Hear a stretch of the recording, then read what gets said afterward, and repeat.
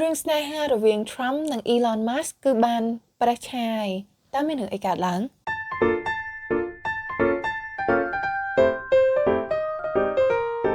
សួស្តីអ្នកនាងខាសទំនាក់ទំនងជាច្រើនណាគឺគង់ទៅដល់ទីបញ្ចប់ទំនាក់ទំនងរបស់ Trump ហើយនិង Elon Musk ក៏បានដល់ទីបញ្ចប់ដែរហើយនេះគឺជារឿងអីដែលខ្ញុំនិងមនុស្សជាច្រើនគឺមើលទុកមុនគឺរំពឹងទុកមុនហើយថានឹងមានរឿងនឹងកើតឡើងប៉ុន្តែអ្វីដែលគួរឲ្យអស់សំណើចគឺនៅពេលដែលយើងមើលអ្នកដែលមានលុយជាងគេនៅលើពិភពលោកនិងអ្នកដែលមានអំណាចជាងគេនៅលើពិភពលោកឆ្លោះគ្នានៅតាមបណ្ដាញសង្គមដោយក្មេងវិទ្យាល័យដែលទៅបែកគ្នាអញ្ចឹងហើយគេនៅនិយាយទៅថាមនុស្សស្រីប្រើអារម្មណ៍ខ្លាំងពេកអត់អាចធ្វើជាអ្នកដឹកនាំគេបានទេឥឡូវដំបូងយើងមកមើលសិនថាតើទំនាក់ទំនងយ៉ាងស្អិតរមួតរបស់ Donald Trump ហើយនិង Elon Musk នេះគឺចាប់ផ្ដើមឡើងដោយរបៀបណាពីដើមមក Elon Musk គឺមិនបានបង្ហាញខ្លួនឯងដោយបើកចំហថាគាត់គឺជា conservative ដូចអីដែលយើងឃើញសប្តាហ៍ថ្ងៃហ្នឹងឯងហើយគាត់ក៏មិនមែនគ្រប់គ្រង Trump តាំងពីដើមមកដោយអ្វីដែលយើងឃើញដែរកាលពីឆ្នាំ2022 Elon Musk ក៏បាននិយាយថាគាត់មិនស្អប់ Trump ទេប៉ុន្តែគួរទៅដល់ពេលដែល Trump ចូលនិវត្តន៍ហើយព្រោះបើជាប់ឆ្នោតទៅទម្រាំទៅចាប់អាណត្តិគឺអាយុ82ឆ្នាំហើយប៉ុន្តែក្រោយមកនៅខែវិច្ឆិកាឆ្នាំដដែលនោះឆ្នាំ2022នោះក្រោយពេលដែល Elon Musk បានគ្រប់គ្រង Twitter ហើយគឺគាត់បានឲ្យ account Twitter របស់ Donald Trump ទៅ Donald Trump វិញ4ថ្ងៃបន្ទាប់ពី Donald Trump បានប្រកាសថាគាត់នឹងមានយុទ្ធនាការនៅក្នុងការបោះឆ្នោតឆ្នាំ2024ហើយចាប់ពីពេលនោះគឺយើងចាប់ផ្ដើមឃើញមានការផ្លាស់ប្ដូរបដាហើយនៅក្នុងឆ្នាំ2024ក្រោយពីបានចំណាយលុយអស់$50 លាននៅក្នុងការការពារខាងផ្នែកច្បាប់ Donald Trump គឺបានជួបប្រទះបញ្ហាខាងផ្នែកហិរញ្ញវត្ថុនៅក្នុងយុទ្ធនាការរបស់គាត់អញ្ចឹងនៅពេលនោះគាត់ក៏បានទៅជួបជាមួយនឹង Elon Musk ក៏ដូចជាអ្នកដែលផ្ដល់ជំនួយដែលមានលុយ Republican គាត់បានជួបគ្នានៅ Palm Beach Florida នៅពេលនោះអ្នកកសែតគឺចាប់ផ្ដើមរៀងសង្ស័យហើយប៉ុន្តែ Elon Musk បាននិយាយថាគាត់អត់បានចេញលុយការពារក្តីឲ្យ Trump ហើយ Trump អត់បានសុំលុយគាត់ទេប៉ុន្តែនៅពេលដែលគេសួរ Donald Trump វិញគឺ Donald Trump បាននិយាយថាគាត់ធ្លាប់ជួយ Elon Musk ពីមុនមកប៉ុន្តែគាត់បានប្រាប់ពីព័ត៌មានលម្អិតទេបើងកញ្ចក់តិចបើសិនបើទាំងអស់គ្នាដឹងDonald Trump គឺត្រូវបានគេកាត់ក្តីជាប់ទោស34បទល្មើសតាក់ទងនឹងការកែរបាយការណ៍ចំនួនคล้ายៗដើម្បីបំបត្តិការបង់លុយចំនួន$300,000ទៅអ្នកសម្ដែងកុនមនុស្សធំដែលទាំងអស់គ្នាដឹងថារឿងមនុស្សធំគឺរឿងរបៀបម៉េចគឺ Stormy Daniels ដែលធ្វើឲ្យមានឥទ្ធិពលទៅលើលទ្ធផលការបោះឆ្នោតឆ្នាំ2016អញ្ចឹងការជាប់ទោសនោះ Donald Trump គឺត្រូវចំណាយលុយច្រើនតាក់ទងជាមួយនឹងការការពារក្តីតាក់ទងជាមួយនឹងផ្នែកច្បាប់នៅក្នុងពេលនោះប៉ុន្តែ Donald Trump ហើយនិង Elon Musk គឺចាប់ផ្ដើមស្អិតរមួតខ្លាំងមែនទែននៅពេលដែល Elon Muskចាប់ផ្ដើមចូលដៃនៅក្នុងយុទ្ធនាការរបស់ Donald Trump នៅថ្ងៃទី22ខែឧសភាឆ្នាំ2024 Elon Musk គឺបានបង្កើត Pro-Trump Super PAC ដើម្បីជួយដល់ Trump នៅក្នុងយុទ្ធនាការការបោះឆ្នោតនោះហើយក៏មានរបាយការណ៍ចេញមកថាបើសិនបើ Trump ឈ្នះឆ្នោតElon Musk នឹងទទួលបានតំណែងជាទីប្រឹក្សានៅក្នុងទម្រង់ណាមួយនៅខែកក្កដាឆ្នាំ2024ណាElon Musk គឺបានប្រកាសជាសាធារណៈថាគាត់គាំទ្រ Trump គាត់ endorse Donald Trump រយៈពេលមិនដល់1ម៉ោងក្រោយពេលដែលមានការប៉ុនប៉ងធ្វើឃាត Donald Trump ហើយ Donald Trump ក៏បានប្រកាសវិញថា Elon Musk គឺមានគម្រោងបរិច្ចាគលុយ$45 លានក្នុងមួយខែ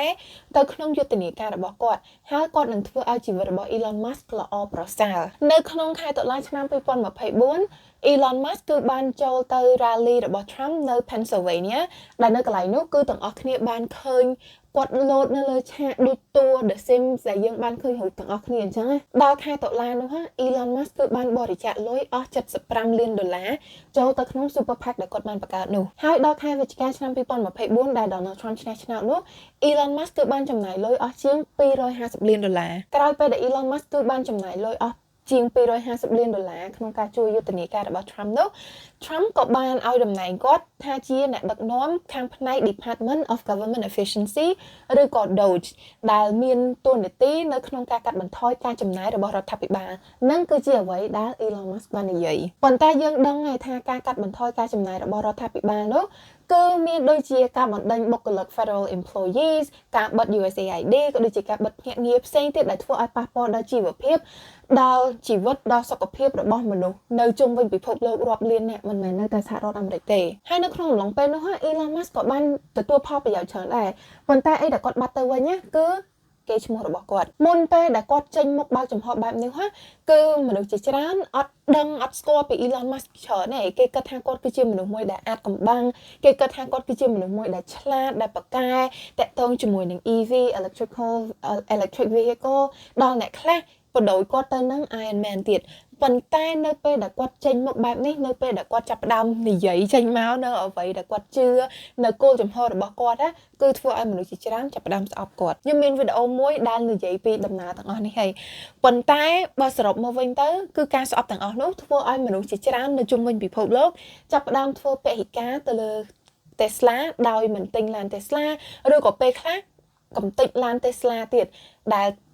សកម្មភាពទាំងអស់នេះគឺធ្វើឲ្យភាគហ៊ុនរបស់ Tesla ធ្លាក់ចុះខ្លាំងអូហើយក្រៅពីហ្នឹងក៏គេចាប់ផ្ដើមធ្វើបាតកម្មប្រឆាំងនឹង Tesla ហើយនឹងប្រឆាំងនឹង Elon Musk ដែរនេះគឺជាចំណុចមួយដែលធ្វើឲ្យ Elon Musk ចាប់ផ្ដើមកពលមុខដល់ថ្ងៃទី1ខែឧសភា Elon Musk គឺគាត់បាននិយាយថាគាត់នឹងចាប់ផ្ដើមដកខ្លួនចេញពី Doge ដោយគាត់នឹងធ្វើការក្រៅម៉ោងវិញហើយនៅចុងខែឧសភាដូចគ្នានោះElon Musk គឺបានបញ្ចប់ tenure ជាបុគ្គលិករដ្ឋពិសេសរបស់គាត់ដោយគាត់បានបញ្ឈប់ចេញពី Doge រឿងមួយទៀតដែលពាក់ព័ន្ធណាគឺតាក់ទងជាមួយនឹងពង្រៀងច្បាប់ឬក៏ bill មួយដែលមានការចម្រូងចម្រាសជាច្រើន Trump បានហៅ bill នេះថា Big Beautiful Bill ប៉ុន្តែពង្រៀងច្បាប់ឬក៏ bill នេះបើសិនបើត្រូវបានអនុម័តគឺនឹងធ្វើឲ្យប៉ះពាល់ដល់ជីវិតមនុស្សរាប់លានអ្នកនៅសហរដ្ឋអាមេរិកជាពិសេសអ្នកដែលមានជីវភាពក្រីក្រ Congressional Budget Office គឺបានប៉ាន់ប្រមាណថា bill នេះគឺនឹងធ្វើឲ្យប៉ះពាល់ជាងគេគឺប៉ះពាល់ដល់ប្រជាជនក្រោមគេ 10% ដែលធ្វើឲ្យប្រាក់ចំណូលរបស់ពួកគាត់ធ្លាក់ចុះ 3.9% ហើយធ្វើឲ្យអ្នកដែលមានជាងគេ 10% កើនឡើងប្រាក់ចំណូល 2.3% បើនិយាយទៅbill នេះគឺនឹងធ្វើឲ្យគម្លាតទ្រព្យសម្បត្តិកាន់តែធំធ្វើឲ្យអ្នកមានកាន់តែមាននិងអ្នកក្រកាន់តែក្រចំណុចធំមួយនៃ bill នេះដែលធ្វើឲ្យគេមិនពេញចិត្តគឺការកាត់ទៅលើការគ្រប់គ្រងប្រព័ន្ធគ្រប់គ្រងសង្គមដែលជាពិសេសគឺប៉ះពាល់ដល់មនុស្សចាស់និងអ្នកដែលមានជីវភាពក្រីក្រគេបានប៉ាន់ប្រមាណថា bill នេះគឺនឹងធ្វើឲ្យមានការកែប្រែទៅលើ Affordable Care Act ហើយនិង Medicaid ដែលធ្វើឲ្យមនុស្ស 13.7 លាននាក់នៅសហរដ្ឋអាមេរិកលែងមានធានារ៉ាប់រងសុខភាពដោយសារតែការផ្លាស់ប្ដូរនេះដោយសារតែលក្ខខណ្ឌតឹងរ៉ឹងពេកឬក៏ដោយសារតែការចំណាយខ្ពស់ពេកបើសិនបើទាំងអស់គ្នាតាមដានខាងវិស័យសុខាភិបាលនៅសហរដ្ឋអាមេរិកគឺដឹងហើយថាវិស័យសុខាភិបាល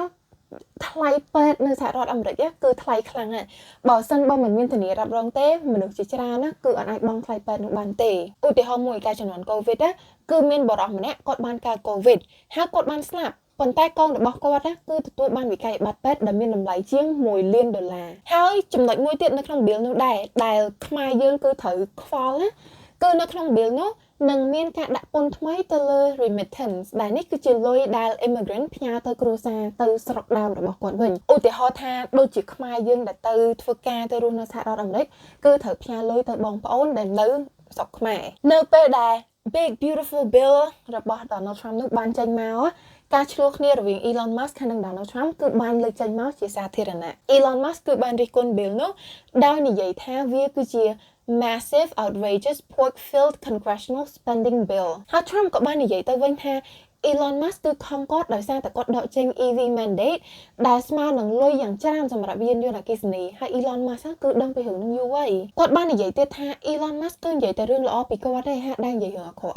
តែគាត់គិតថា Elon Musk នឹងចាប់ផ្ដើមនិយាយអាក្រក់ពីគាត់ហើយចាប់ពីពេលហ្នឹងគាត់និយាយតទៀតថានៅពេលដែលមនុស្សចេញពី administration របស់គាត់គេស្រឡាញ់គាត់តែដោយសារតែគេនឹកគាត់ពេកក៏ចាប់ផ្ដើមខឹងហើយធ្វើមិនល្អទៅលើគាត់ Elon Musk ក៏បាននិយាយទៅវិញថា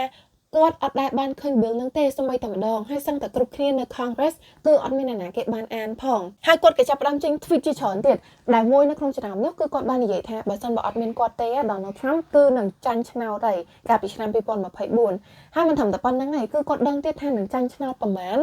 នឹងមាន House តំណែងនៅក្នុង House ប្រមាណអីម៉ានទៀតដែលធ្វើឲ្យយើងឆ្ងល់ណាថាមិនបានដឹងច្បាស់ម៉េះថានឹងចាញ់ប្រមាណហើយគាត់បានហៅ Donald Trump ថារមើលគុណ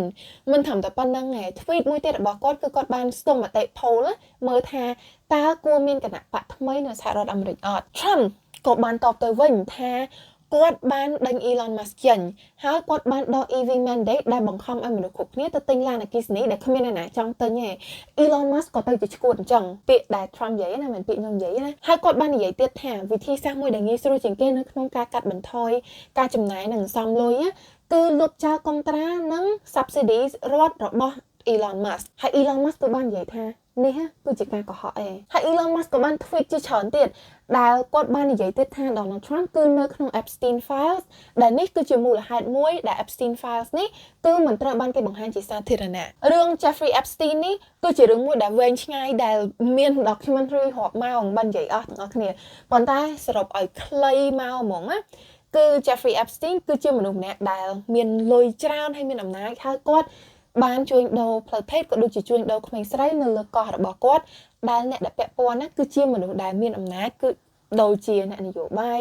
ដូចជាសម្បីតែខ្សែរាជវង្សក៏ពាក់ព័ន្ធដែរនៅពេលដែល Jeffrey Epstein ត្រូវបានគេចាប់ខ្លួនណាគាត់ក៏បានចងកនៅក្នុងគុកហើយតាំងពីពេលហ្នឹងមកគឺ files ឯកសារដែលមានបង្ហាញថានរណាគេពាក់ព័ន្ធខ្លះនៅក្នុងរឿងនេះគឺអត់ទាន់ត្រូវបានគេបង្ហាញជាសាធារណៈឯងតែនេះគឺជារឿងមួយដែលវែងឆ្ងាយទៀតហើយយើងមកមើល tweet បន្តរបស់ Elon Musk វិញ Elon Musk គឺបាននិយាយទៀតថា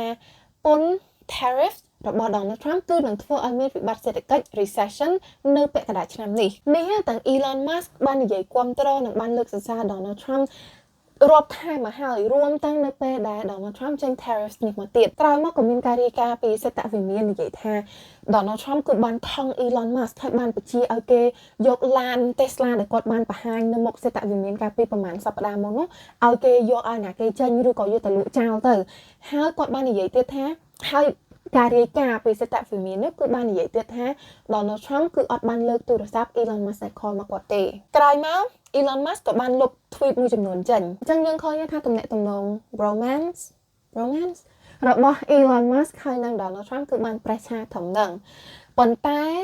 នឹងទៅជាបែបណានៅក្នុងពេលខាងមុខទៀតគឺយើងអត់ទាន់ដឹងទេប៉ុន្តែឥឡូវនេះគឺមានរឿងជាច្រើនដែលយើងត្រូវតាមដានដូចជាបាតកម្មនៅ King's Day កាលពីចុងសប្តាហ៍មុននៅសហរដ្ឋអាមេរិកដូចជារឿងដែលកំពុងតែកើតឡើងនៅប្រទេសខ្មែរយើងដែលទាំងអស់គ្នាប្រហែលជាដឹងហើយដូចជាប្រទេស Israel កំពុងតែព្យាយាមបង្កើតសង្គ្រាមលោកលើកទី3អញ្ចឹងអរគុណទាំងអស់គ្នាដែលបានមើលបើសិនបើចូលចិត្តវីដេអូនេះកុំភ្លេច like និង share ហើយទៅ follow ខ្ញុំនៅលើ TikTok និង subscribe នៅលើ YouTube សម្រាប់វីដេអូផ្សេងៗទៀតជួបគ្នានៅក្នុងវីដេអូក្រោយបាយ